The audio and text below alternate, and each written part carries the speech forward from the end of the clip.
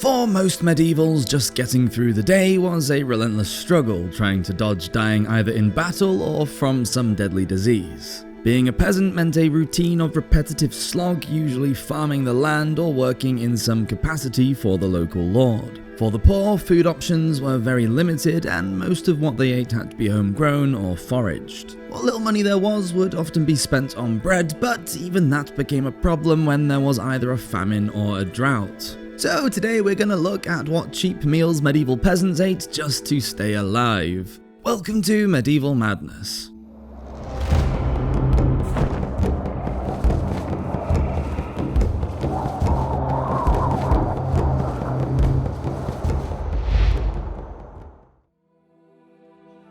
Hard times. During the Middle Ages, most people lived in the countryside. In fact, according to the medieval art historian Alex Bovey, quote, some 85% of the population could be described as peasants. In medieval Europe, the land was divided up into estates that were run either by an institution such as a college or monastery, or by a lord of the manor. The peasantry was then divided into classes, with freemen at the top of the pile. They might own their own land or rent a small holding from the lord, and were able to accrue significant amounts of money. At the lower end, the serfs were legally bound to the lord and the land that they worked, having to labour for their master, as well as growing their own food. Others could have trades such as beekeeping or basket weaving, but they would still need to work the land to gather fuel, food, wool, and other vital supplies. Mix it up. Perhaps the simplest of dishes, gruel was made by adding cereals such as ground oats, rye, wheat or rice to a large quantity of boiling water, or if you were lucky, milk. A thinner version of porridge, it was more of a drink than a foodstuff. Gruel had a thin, watery consistency, was tasteless, and had little nutritional value. Although when times were particularly hard, serving up gruel meant that just a cupful of grain could provide enough food for several people. In really bad times of famine, chestnuts or acorns might be ground down into a flour for the gruel. Gruel also had its place in the monasteries, where it would be eaten during fasting periods or fed to the sick and elderly in the infirmaries. A slice of bread could be soaked in the gruel and eaten as a sop. Whenever most people think about peasant food, the first thing that springs to mind is pottage, which comes from an old French word and just means food cooked in a pot.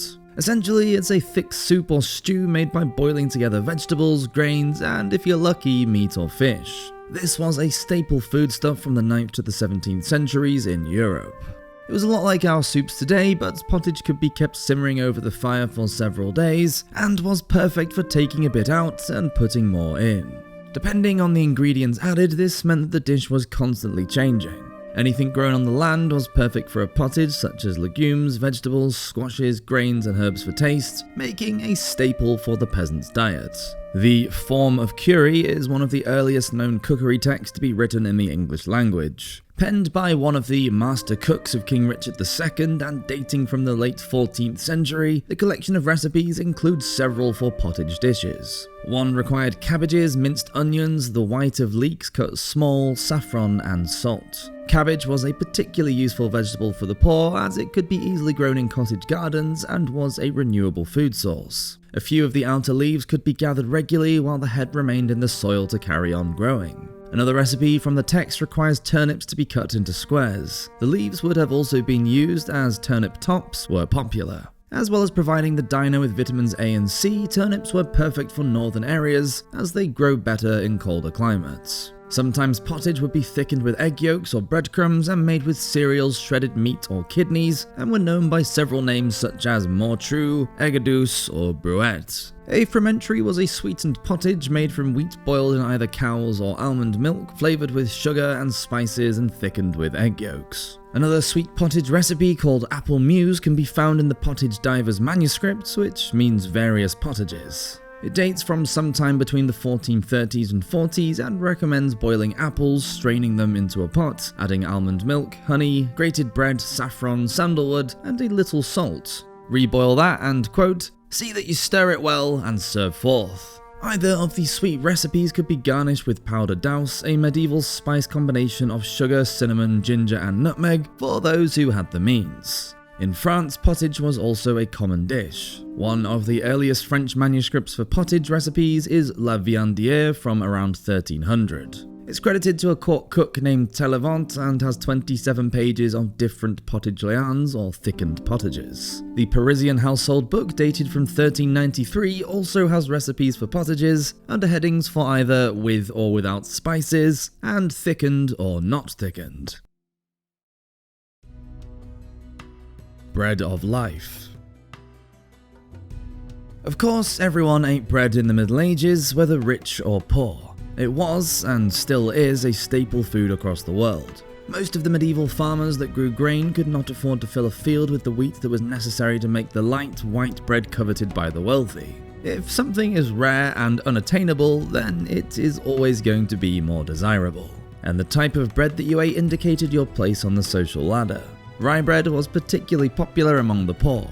Rye is a hardy grain that can tolerate poor soil and survive beneath snow cover. Although the bread made with rye flour didn't rise as well as that made with wheat, it was perfect for the peasants, and the straw could also be used for animal bedding, roofing material, and even building work. Slices of thick bread were often used as plates by the medievals and were known as trenchers. Any foods cooked in a sauce, such as thickened pottage, could be served on top of the bread. Once the meal was eaten, the bread, which had soaked up all the lovely juices and sauce, could also be eaten. The wealthy often left their trenchers, which were taken away and either given to the poor or fed to the animals. Throughout the Middle Ages, there were regulations around how to make and sell bread. In the 13th century, the assize of bread was created in England. These laws forced bakers to produce a loaf that could be sold for a penny so that the poor could afford to buy them. The size of your loaf would depend on how well the harvest had done that year. Low supplies of grain meant a smaller loaf. In Europe, some governments controlled the price of grain to prevent overcharging, but this only meant that many traders took their ships and grain elsewhere. Made with bran and held together with rye flour, horse bread was a flatbread given to horses. Sometimes straw and any sweepings up from the bakery floor might be added to the mix to make it go further. Well, the horses need their protein too. Horse bread was regulated under the same rules as human bread, and when it was baked without the muck from the floor, it was often eaten by struggling peasants. In his compendium of practical advice about running a small estate titled The English Housewife, which was written in 1615, Gervase Markham wrote several recipes for cooking and baking. One of which was a brown bread that could be baked for hind servants, in other words the lowest employees of the household, which probably meant the farm workers. Explaining that it was the coarsest bread for man's use, Markham recommends using a mix of ground peas, barley, and either wheat or rye. The ingredients should be brought together with boiling water because, quote, "The hotter your liqueur is, the less of the smell or rankness of the peas be received."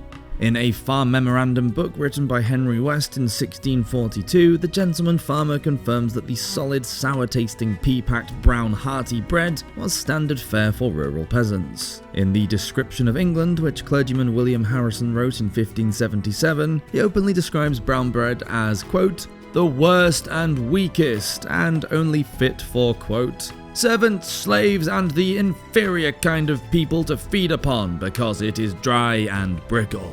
But despite its coarse texture and implied inferiority, rye bread was an essential food for the poor, providing the much-needed calories required for their often strenuous and back-breaking work. Mairzy Doats. Whilst Gervase Markham indicates that, quote, "inferior barley grown on sandy soil is only suitable for the poor," oats are described by him as being the, quote, "cheapest grain of that goodness and hardness that it will grow in any soil, as if nature had made it the only loving companion and friend to mankind. Perfect for feeding horses, sheep, goats, hounds, and poultry, and," quote, "for the most necessary use, therefore, of man," Markham declares oats to be perfect for thickening both meat and milk pottage. For a poor man's stew, quote, "fit for servants and men of labour," known as Gertbrew, he recommends using oatmeal steeped in water mixed with a coarse meat. Being harder to digest, it was said to be suitable only for those with, quote, "strong, able stomachs, and such whose toil and much sweat both liberally spendeth evil humours." Markham also advises the lady of the house that buttermilk, quote, one of the byproducts of the dairy be charitably given to the poor neighbours whose wants do daily cry out for sustenance, so that she shall find the profit thereof in a divine place. Oatcakes were the perfect food for peasants working in the fields. Full of carbs and calories, the biscuit-like flatbreads needed just 3 ingredients: ground oats, water, and a pinch of salt. They could also be easily baked on hot stones, foregoing the need for an oven, as most peasant homes didn't have one. The French chronicler Jean Labelle travelled to England in 1327 and joined the campaign to the Scottish borders. In his chronicles, he stated that each Scottish soldier carried, quote, "a big flat stone between the seat and panel of his saddle so that he can throw the flat stone on the fire and make little pancakes like the communion wafers made by the nuns." He added, quote, "So it's no wonder the Scots cover more ground each day than the others do." Hard rains are gonna fall. There were lots of localized famines throughout the Middle Ages. After all, the period lasted for around 1,000 years, so it's only to be expected. However, the one that hit between the years of 1315 and 17 was on a much larger scale, becoming known as the Great Famine. Starting with a bout of heavy rain in the spring of 1315, the crop failures went on for over 2 years through most of Europe. Another problem arose when cattle disease wiped out as many as 80% of livestock. So, how did the people survive, you ask? Well, I'll leave you with this. Months and months of continuous starvation caused people to do unthinkable things and commit acts that they would never dream of doing under normal circumstances, such as cannibalism. One Irish chronicle said that between 1315 and 1318, quote, "People used to eat one another without doubt through Ireland, and were so destroyed by hunger that they extracted bodies of the dead from cemeteries and dug out the flesh from the skulls and ate it. Women ate their children out of hunger." Cheap meals indeed, but at what cost?